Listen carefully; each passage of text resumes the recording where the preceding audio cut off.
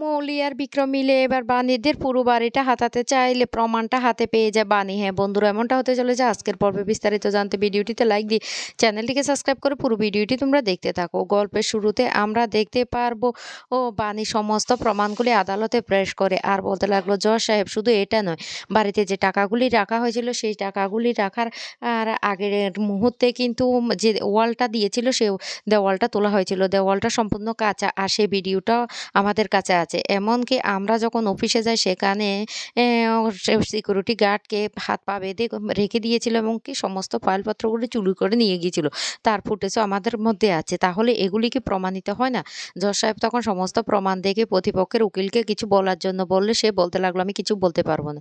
তারপরে বাণীদের পক্ষের lawyer Mathura ma'am এবার আর্যকে কাঠগড়ায় দাঁড় করায় এবং আর্যর মুখ থেকে সমস্ত সত্যিটা জানতে পারে যে মৌলি ভয় দেখিয়েছিল। এমনকি বিক্রম বাবু তাকে বলেছিল যে সে যেন রায়বাড়ির বিরুদ্ধে কেসটা করে আর সেই জন্য সে বাধ্য হয়ে কেসটা করেছিল। এই কথা বলার সাথে সাথে তখন বিক্রম বাবুকে জিজ্ঞাসাবাদের জন্য কাঠগড়ায় দাঁড় করা হয়। বিক্রম বাবু তখন বলতে লাগলো, অসম্ভব ব্যাপার, মিথ্যে কথা। ব্যবসার ক্ষেত্রে একটু একটু মিথ্যে কথা বলতে হয়। আচ্ছা ম্যাডাম, আপনি বলুন তো আপনার হাতে যে পেনটা তার দাম কত? তখন মথুরা ম্যাম ৩০০ টাকা বললে তখন বলতে লাগলো, এই সেম একই রকমের পেন যদি আমি ৩০ টাকায় এনে দিতে পারি তখন আপনার মাথায় কি আসবে? সমস্ত কিছু যদি একই রকম থাকে তাহলে আমি কি করে ৩০ টাকা দিয়ে সেটা আনবো? নিশ্চয়ই এটার কোয়ালিটি খারাপ হবে বা কোনো কিছু একটা এরকম। আমি জাস্ট ওকে বুঝিয়েছিলাম। আর ও তো একজন অ্যাডাল্ট, তাহলে ও কেন ওদের বিরুদ্ধে কমপ্লেনটা করতে গিয়েছিল? তার সম্বন্ধে আমি কিছু জানি না। আমি জাস্ট ব্যবসায়িক সম্বন্ধে ওকে একটু জ্ঞান দিয়েছিলাম। তখন এই কথা বলার সাথে সাথে জজ সাহেব তখন বলতে লাগলো, একদম ঠিক কথা। এই আইনের ক্ষেত্রে বিক্রমবাবুর কোনো হাত নেই। বিক্রমবাবু এর সাথে কিছুতে জড়িত হতে পারে না। তারপরে সমস্ত প্রমাণপত্রগুলি দেখেই বলতে লাগলো, ঠিক আছে, সমস্ত প্রমাণ যেহেতু দেখানো হয়েছে এবার আর আমরা রায়বাড়ির প্রত্যেককে বেকসুর খালাস দিতে পারি আর ওদের কোনো অন্যায় নেই। এই বলে রায়বাড়ির পরিবারের সবাইকে ছেড়ে দেয়। আর তখনই সেই মুহূর্তে বিদ্যুৎ বাণীর মেয়েকে নিয়ে কোর্টে এসে হাজির হয়। আর ওদেরকে দেখে তো রীতিমতো বাণী চমকে যায় আর বলতে লাগলো, মাম্মাম তুমি? বিদ্যুৎ তখন বলতে লাগলো, এই আর কি সবাই কেমন আছে, জ্ঞান মমি, জ্ঞান বাবা, সবাই কেমন আছে? আমি শুধু দেখতে এসেছি। বানি তখন বলতে লাগলো, দাঁড়াও বিদ্যুৎ, তুমি কি বুঝাতে চাইছো? তুমি মামামকে এনে সবকিছু এখানে দেখানোর জন্য এনেছ? সেটা তো আর হলো না, তোমার প্ল্যান মিথ্যে হয়ে গেল। বিদ্যুতের মা তখন বলতে লাগলো, বানি এটা তুই ভুল করছিস, তুই ভুল করছিস, তুই ভুল ভাবছিস। আমার ছেলে এই জন্য নিয়ে আসেনি, আরে আমিই চাইছিলাম এখানে আসার জন্য। বানি তখন বলতে লাগলো, একদম মিথ্যে কথা বলবেন আমার মামুনি। বিদ্যুৎ তখন বলতে লাগলো, ঠিক আছে, আমি তোর বাচ্চাকে নিয়ে এসেছি, এবার তোরা কথা বল, আমি এখান থেকে চলে যাই। এই বলে সেখান থেকে কেটে পড়ে বিদ্যুৎ। বানি তখন বলতে লাগলো, তোমাদের প্ল্যান তো আর সাকসেস হলো না। তখনই তানিয়া বলতে লাগলো, তোমরা সবাই এখানে কি করছো? বানি তখন বলতে লাগলো, মামনি আমরা সবাই এখানে দুষ্ট লোকদের শাস্তি দেওয়ার জন্য এসেছি। তখন তানিয়া বলতে লাগলো, দিয়েছে দুষ্ট লোকদের শাস্তি? তখন এই কথা শুনে তানিয়া আর কথা শুনে বানি বলতে লাগলো, হ্যাঁ দুষ্ট লোকদের শাস্তি দেওয়া হয়ে গেছে, এবার আমরা বাড়ি ফিরে যাবো, চলো মাম্মা। এই বলে তানিয়াকে নিয়ে সবাই বাড়ি ফিরে চলে আসে। বাড়ি ফিরে আসলে দাদু তখন বলতে লাগলো, আসলে সত্যিটা কিছুতে অস্বীকার করা যায় না। আজকে যদি বানি না থাকতো তাহলে আমরা কিছুতেই এই ছাড়া পেতাম না। এই কথা বলার সাথে সাথে সাথী তখন বলতে লাগলো, মেসোমশাই আপনারা তো বলেছিলেন বানি বানি আপনাদের জন্য কিছুই করলো না। এদিকে পিনাকিকেও বাড়িতে নিয়ে আসা হয় ঈশানী। পিনাকি তখন বলতে লাগলো, সত্যি কথা বানির এটা কিন্তু স্বীকার আমাদের করতেই হবে। বানি যদি সঠিক সময়ে আমাদেরকে ছাড়িয়ে না আনতো তাহলে আমরা কিছুতেই বের হতে পারতাম না। বানি তখন বলতে লাগলো, ছি ছি, আপনারা এসব কি ধরনের কথাবার্তা বলছেন? আপনারা তো আমার পরিবার, আমার পরিবারে কেউ জেলে থাকবে সেটা আমি কি করে মেনে নেব? আর একটা মুহূর্ত আমরা বসে থাকি না, আপনাদেরকে বের করার জন্য আমরা আমি আর মিস্টার চ্যাটার্জি দিনরাত ছুটে বেরিয়েছি। দাদু তখন বলতে লাগলো, সেটা আমরা বুঝতে পারছি। ও এরপর বাণীকে তখন শিবনাথবাবু বলতে লাগলো, আমি বুঝতে পারছি না, এইভাবে চারিদিক থেকে আমাদের উপরে লোনের চাপ দিচ্ছে, আমি কি করি কি করবো কিছুই তো বুঝতে পারছি না। তখন বানি বলতে লাগলো, দাদু তুমি একদম চিন্তা করো না, আমরা সবাই যখন আছি সবাই মিলে আমরা আমাদের কোম্পানিটাকে বাঁচাবো। ও সবাই হাতে হাতে হাত মিলিয়ে কোম্পানিটাকে বাঁচাবো। এদিকে মৌলি সবটা শুনে মৌলি আস্তে আস্তে করে বলতে লাগলো, এটা আমাকে বিক্রমবাবুকে জানাতে হবে। অন্যদিকে আর্যকে সেখানে মেরেছে কিনা নয়নতারা জিজ্ঞাসা করলে আর্য তখন বলতে লাগলো, না না মম্মি আমাকে মারেনি। তখনই নয়নতারা দেবী মল্লিককে বলতে লাগলো, দিদি ভাই এসবের সাথে তুমি জড়িত নেই তো? তুমি যদি জড়িত থাকো তা কিন্তু আমি খুঁজে বের করতে পারবো। তখন কিন্তু আমার থেকে খারাপ আর কেউ হবে না।